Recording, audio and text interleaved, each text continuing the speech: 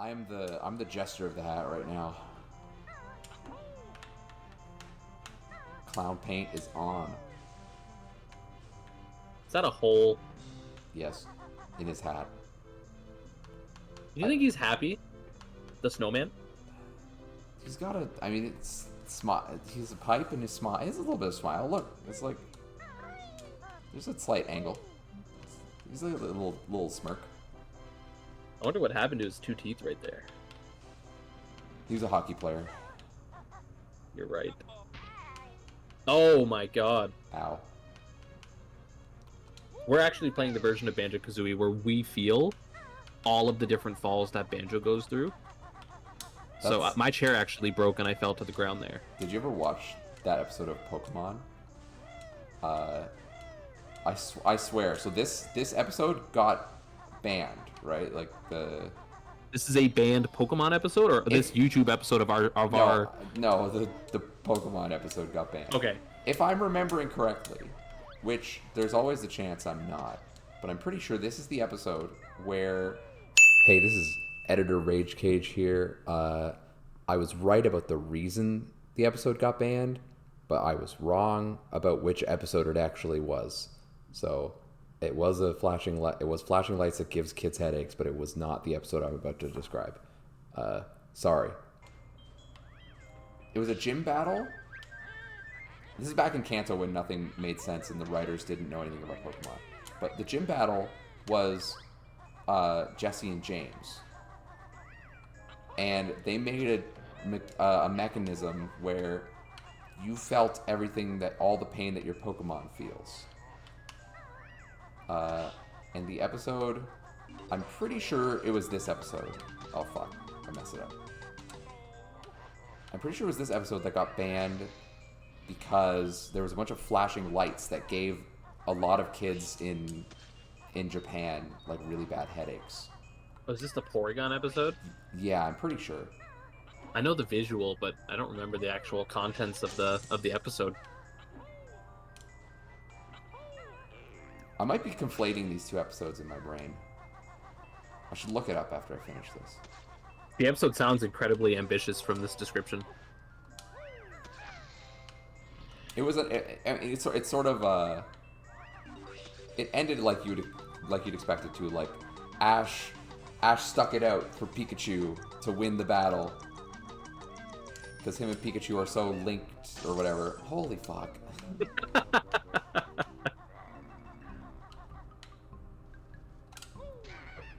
You really gotta beat him up for no reason. I need health. It's not for no reason. He said, I'm just kidding. I'm not gonna hit you. And you came behind him and sucker punched him. Alright, here we go, round 3. If we don't make it this time, this is about to be a banned episode of Stark and Rage play Banjo-Kazooie. Giving a bunch of Japanese kids headaches. Like, this guy sucks.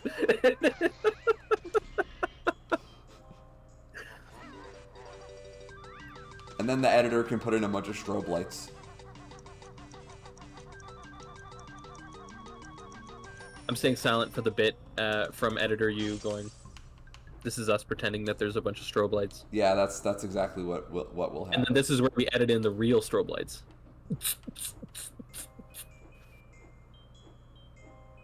That was a sick beat. Where'd you come up with that? I actually invented it myself. It's time I finally let everybody know I invented iambic pentameter. Is this a glitch? Is there something I'm not understanding here? No, I'm just mad because I ran out of feathers. I'm like, wow, the game really has such an in-depth strategy to get enough feathers. I was expecting the number to jump to 99. I was becoming very slowly mesmerized by what I was doing. You could have told me this was a speedrunning trick, and I would have believed you. Mind freak! Mind freak! Mind freak! You know what? His best trick was somehow he made his whole career disappear. Did he actually do something, or did he just, like, disappear? You know, the good old milkshake duck. Was it a milkshake duck? Except instead of finding out he was racist, they just found out he sucked. Oh, I mean I guess that's a better milkshake duck. All told. The milkshake was expired. Now, how do you feel about this image? What kind of At physics least the was duck's that? not a racist. This is where you find out that the milkshake itself is racist. You really can't escape it anymore. Racism is everywhere. We just lost chocolate milkshakes because of woke. This game had such good design. I love this scary little tube where you just swim into his mouth. Like, as a kid, you're like, this is kind of scary. What is in there? And like, you come and that fish will eat your ass. Oh. Interesting. He will kill you. Imagine they had the shark from Treasure Trove Cove in here too. Oh, you're gonna love it when we get to Rusty Bucket Bay. Keep swimming, please. It's gonna be fine. It's gonna be fine. That was terrifying. Know what this game needed? They needed Sonic Adventure 2's Knuckles drowning theme as you're swimming through here. Is it different than the usual drowning theme for Knuckles? Well, I don't think in many other games, in that game at least, in many other levels, if you're not Rouge or Knuckles, to like experience the drowning theme. So. I thought it was always that. Yeah, that is. Okay. But it's the same for every But like character. you only really see it.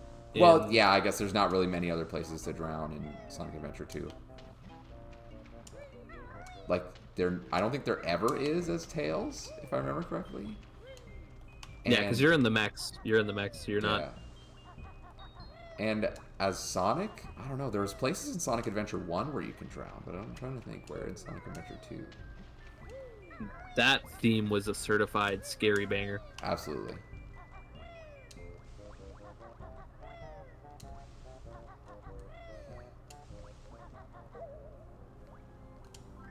Oops. Like that, they just said fuck it, and then they fill the whole puzzle. You like put one in, put two in, and the whole thing just. No, I should have pressed the fill the whole puzzle button from the start, but I just wasn't pressing the right buttons. It's funny that we talked so much about spookiness. Oh, not the scary tree. We just lost to the tree. He was covering it well though. He actually had a promising career as an NHL goalie before taking up his post. Apparently, this paid better. Yeah, the only problem was that he's very, very predictable goalie. He never got 5-hold, but those lower corners, he let in a lot of goals in the lower corners. Yeah. Doesn't help when you can't move. So is Gruntilda like an LLC? Unclear. Definitely not incorporated. There's no way they would let her incorporate. No, she's not incorporated. She's not incorporated. It's like, because how did you get the financial capital to really establish all this? In her spitting image, mind you. And she has all these servants, right? Or I guess they're employees, presumably. Like, in a way, it doesn't. You know what? Like, Banjo's taking down, like, they're losing a lot of jobs with the destruction of Gruntilda's lair. Yeah, and we're stealing all their cash on hand. This is what radicalized me. Those Brits knew what they were doing. Can we put a picture of baked beans? There we go. Yeah. I don't see why No, not. put another one. There we go. How many baked beans do we want in this picture? 5. 5? I'm giving this video 5 baked beans out of 5. If I ever make a gaming review channel, I'm bringing back custom rating schemes. Stay tuned, guys, for the Baked Bean Boys coming to a game review scene near you. It's like a custom rating scheme, but it's just baked beans for every game. We're giving this one a bean out of beans. I rate Death Stranding 3 baked beans out of 8. What's that new game? Concord? No, yes, but also no. Wukong. What was it called? Black Myth Wukong. Black Myth Wukong. I'm giving this a 5 on the bean scale. Bean, bean, bean, bean, bean. This is gonna be really annoying to edit. I need to find so many pictures of baked beans.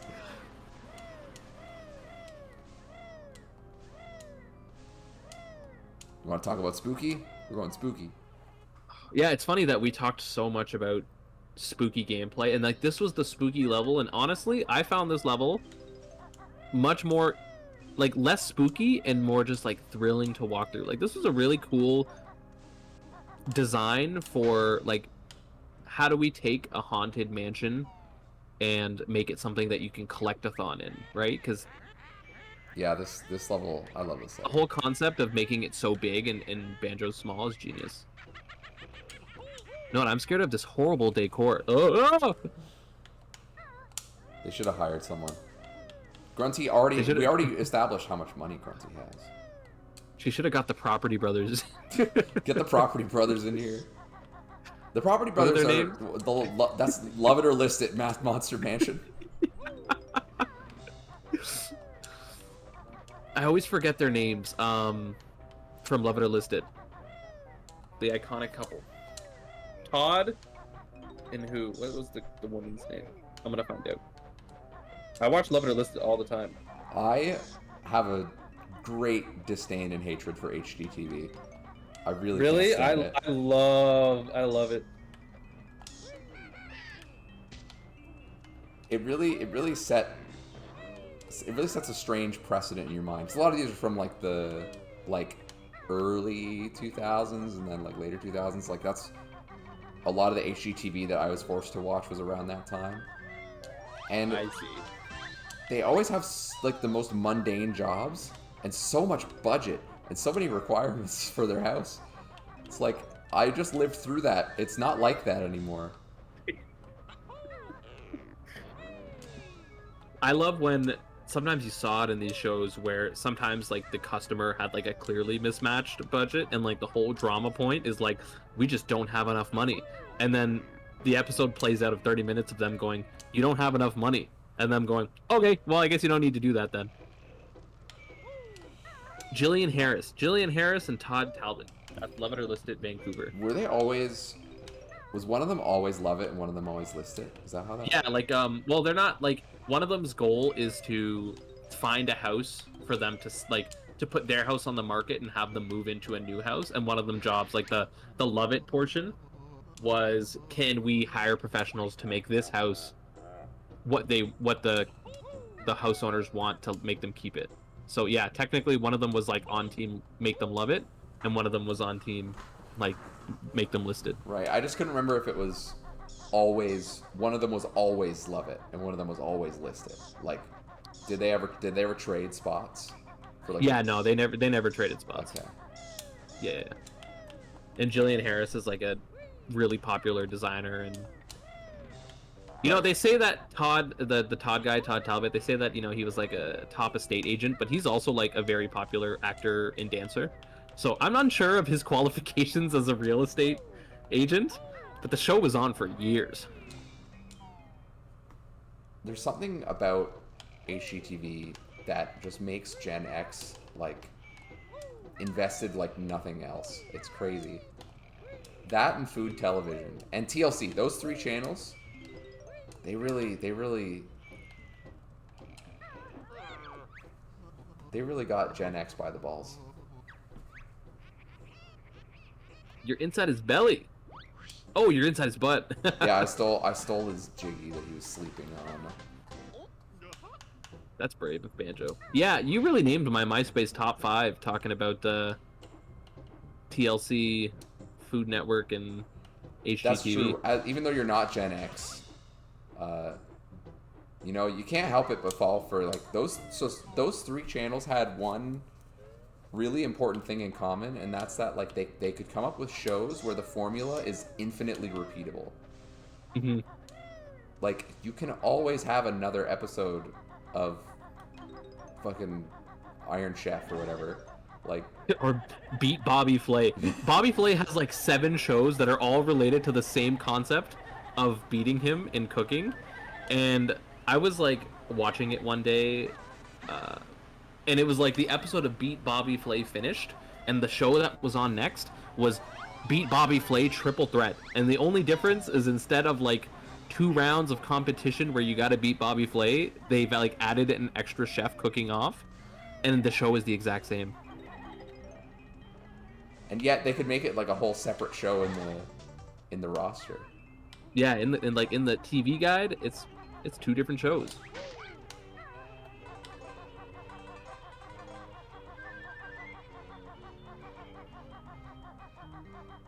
And I'm trying to remember. So, I guess I'm not gonna say her name, but my wife would be very excited if you knew this, because you're a Food Network guy. I'm a Food Network guy. Are you familiar? I'm a Costco guy. I'm a Costco guy. Are you familiar with Sandra Lee? I am familiar with Sandra Lee. She loves Sandra Lee, ironically, but loves Sandra Lee. Thinks it's the funniest thing in the world. This is actually such huge lore to know. Something that has Sandra Lee grown on you in that same way? I was introduced to Sandra Lee for the first time a few days ago. To her Kwanzaa cake recipe. Recipe being doing a lot of heavy lifting there. Very strong word for what you would call Sandra Lee's cooking. Monumental power lifter level. It's crazy. Like, it doesn't look like bad food, but I'm just like, how do you make a show like that for so long? You'd run out of ideas.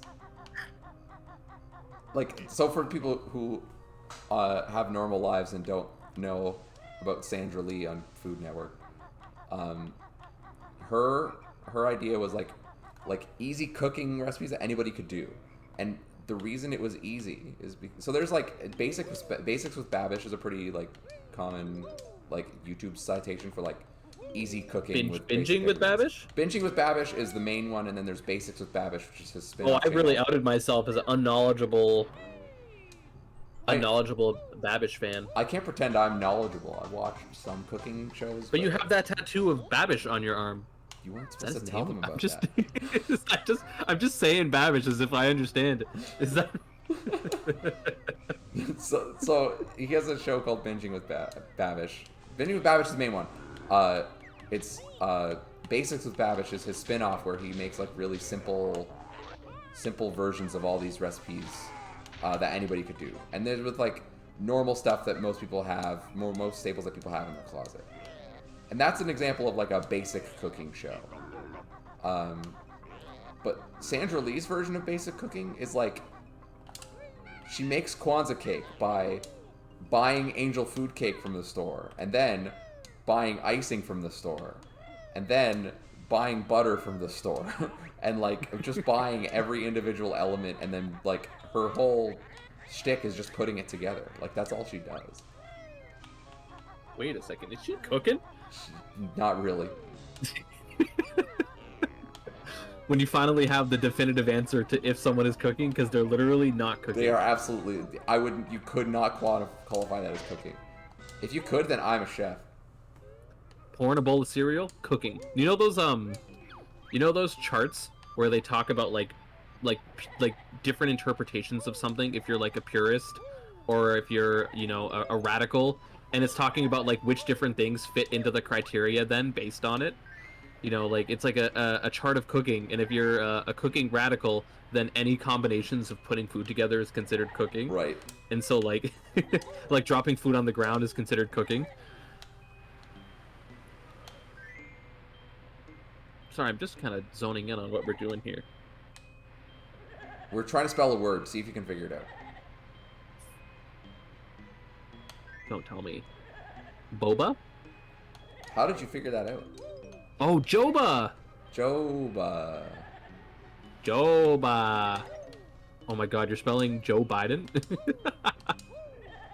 Yeah, to our viewers who are in the coma. Joe Biden was the president. We are witnessing the rigging of the election here right now. He served 3 terms. First ever. And now it's all Jeb. It's actually been a couple decades of Jeb right now. People just they're not letting him escape. Oh no. Oh. Yeah, I'm real bad. Oh. That's okay. Sent me back to the start. That was scary. I'm like, did it reset my notes? Like, that would be real shitty. They should have a hardcore Banjo game where if you, like, take a damage, the whole game restarts. You just know there's some YouTubers who would be all over that. They could absolutely... 10 YouTubers did this hardest Banjo challenge. It's like you take a YouTuber who has, like, a particular gaming niche, and then they just do that. There's, like, this group of 10, gaming creators, and you just put them through that particular game's, like, trials and tribulations. And that's gaming content in a nutshell. Yeah, like... it's very common on YouTube. It's kind of funny nowadays. There's not really a lot of, like... I shouldn't say there's not a lot of. Because I'm inverting the relationship of what I was saying. What I meant to say was there's a lot of channels now that basically got big on literally content about one game only. It's kind of surprising to me, and I feel like that would be really shitty to get... Oh, I haven't hit A yet, that's why. It'd be really shitty to get, like, pigeonholed. You go back to it. I challenge 10 YouTubers to have a discussion while completing this challenge. I can't do it. I'm never going to be able to play harder games on this channel. I have a hard enough time coming up with things to say when I'm not trying to, like, actually focus on accomplishing something in the game. I don't know how the Game Grumps did it. Well, they weren't very good at the games they played either, so I guess that's kind of the answer. And then they just screamed. They and screamed it became a very lot. popular remixes. I'm not much of a screamer. Lower? I'm a screamer when I'm, like, playing a more competitive game, but when we're just, like, sitting here chilling, like, this is not screaming vibes for me. Because you're just a nice guy. You don't make me scream. Unless we're playing Mario Party. Shut up. I'm sorry, I take it back. I tried to not be a nice guy. I couldn't handle it. I appreciate that you tried, going outside your comfort zone.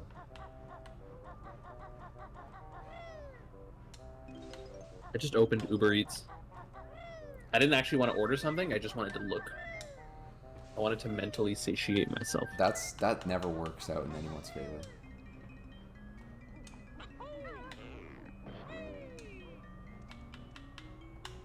We are on a Good job. a no ordering takeout streak right now. So what's your days since you've last thought about her? Her is Popeyes. Popeyes specifically? Because for Popeyes specifically, a long time. I haven't been able to eat Popeyes in a while. But in terms of, like, takeout, it's been... Oh my god! He was hurt. You broke him I to just pieces. shattered him into non-existence. And he is a screamer. Like, that was a painful... Yeah, he is a screamer. So what food is, like, your toughest to go without that's not, like, something you can just make at home? Like, what's the ordering food holy grail that you're like, I'm so sad that I haven't been able to eat this, or, like, that's the toughest to go without? It's ramen, for sure. Ramen.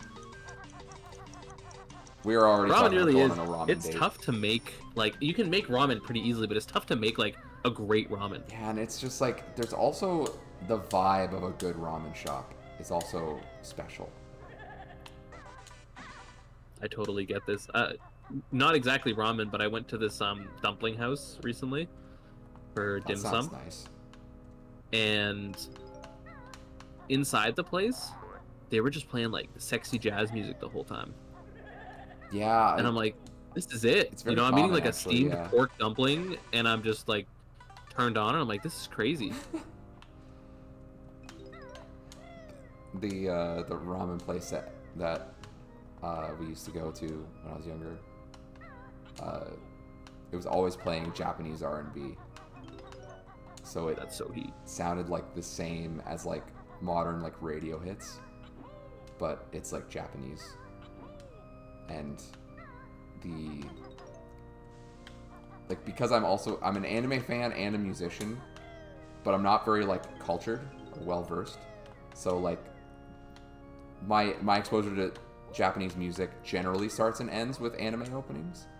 But through that, like, I learned a lot of the sort of how do you say this? Not habits, like the trademarks of Japanese composition. There's certain things that like lots of Japanese songs do all the time where it's so common. I'm like, oh, I hear this all the time in anime themes, but anime music is kind of just like Japanese music. So like, I would listen to these things in the restaurant. I'd be like, this sounds like an anime theme. It does this thing that anime themes do all the time. And then I realized I was a moron because anime themes are just Japanese music too. My favorite Japanese music, Inuyasha. One of my favorite artists. I heard a lot about, like, I used to have these shows that I would go to in Toronto, and it would be called like Next Music Tokyo, and there was this guy who every year he would fly down to Tokyo and he would look for these like really new up and coming like J-pop and heavy metal, like heavy Japanese metal bands, but like bands who are small enough and upcoming enough that they would never see the light of day internationally, at least not for a substantial amount of time. And he would fly all these bands out to Toronto to play shows to like expose them to the audiences here. I just watched that happen. Yeah, I don't know what I was thinking.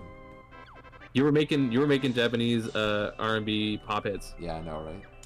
And it was really cool. You got to see like these crazy fusions too between like jazz, heavy metal, and pop kind of all come together. Like you'd be headbanging and moshing and vibing and jamming and cat jamming and rat jamming. That sounds sick. It was really cool. It was really cool. And then you could buy like their merch or their CDs. That's right, we're old enough that you were buying CDs at the time. Oof. Really exposing your age there. I heard these are the hardest steps to jump up in the world. Yeah, they Do really... you know what this reminds me of? Oh, do you know that? Do you know do you remember the crate challenge where you would stack up like crates, and it would be in this type of pyramid shape, and you had to try and walk up like each of those stacks of crates and then walk down the other side, and people would just have devastating falls. You mean as those people like did this in real life? I don't remember. Like this was a trend. I wonder if this was 2020 or 2019. Like people either did this during when COVID kind of first hit, or this was like slightly before. But like people would, because they're easy to stack, and then I'm thinking of those like fruit crates. You know what I mean? Like those kind of, they have holes all over them. They're plastic. And you would just stack 1 and then 2, 3, 4, 5 or 6 or whatever, and then they would go back down. And your goal is to try and like walk up them, and they're really shaky, and people would get 3, 4 up, and you would just wipe out, and they would be like really painful.